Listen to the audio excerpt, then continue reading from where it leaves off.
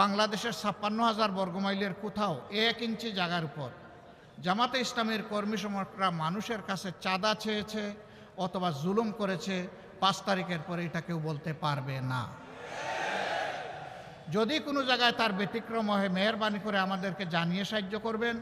সরকারের, প্রশাসনের, পুলিশ বাহিনীর কারোই দরকার হবে না, বিচার কারে হয় ইনশাআল্লাহ দেশের জনগণ দেখবে।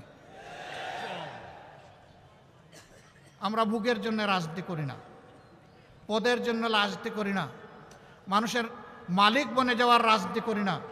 আমরা রাজনীতি করি মানুষের খাদেম হওয়ার রাজনীতি, সেবার রাজনীতি। এই জন্য এত নির্যাতিত, এত জুলুমে নিষ্পেষিত একটা দল আপনারা দেখেছেন, যেখানেই প্রাকৃতিক বিপর্যয় হয়েছে, খরা, বন্যা, দুর্যোগ, অ্যাক্সিডেন্ট, জামাতে ইসলামী সবার আগে গিয়ে বলেছে লাব্বায়েক, আমরা হাজির। আহত নিহতের পরিবারের পাশে দাঁড়িয়ে বলেছে আমরা আপনাদের সাথে আছি।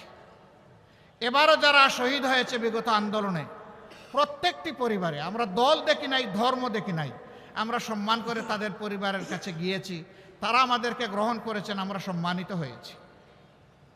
আমরা তাদের পাশে দাঁড়িয়ে বলেছি শহীদ পরিবার জাতির সম্পদ, আমরা অবশ্যই আপনাদের সাথে আছি, পাশে আছি, একসাথে আছি, পরিবারের সদস্য হিসেবে আছি। কোনো জায়গায় এমন হয়েছে একজন রিক্সা চালক ভাই শহীদ হয়ে গিয়েছে, তার ৬ মাসের অন্তঃসত্ত্বা স্ত্রী কেঁদে কেঁদে বলছে আমার গর্বের সন্তানের কি হবে, দুনিয়ায় এসে কারে বাবা ডাকবে।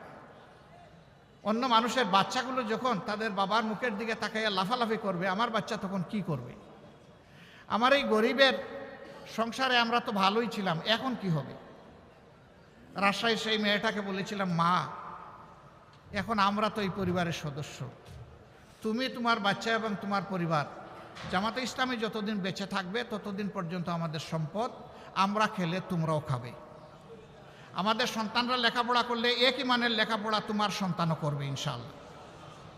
ইতিমধ্যে তার কুলে আলহামদুলিল্লাহ একটা পূর্ণিমার চাঁদ, একটা বাচ্চা এসেছে। আমরা দোয়া করি আল্লাহ তাকে তাইয়্যিব হায়াত দান করুন। তার বাপের মতো সেও যেন জাতীয় বীর হতে পারে। তার বাবা লড়াই করতে গিয়ে এইটা চিন্তা করে নাই যে আমি রিক্সাওয়ালা, আমি মরে গেলে আমার পরিবার কেমনি চলবে, বরঞ্চ সে চিন্তা করেছে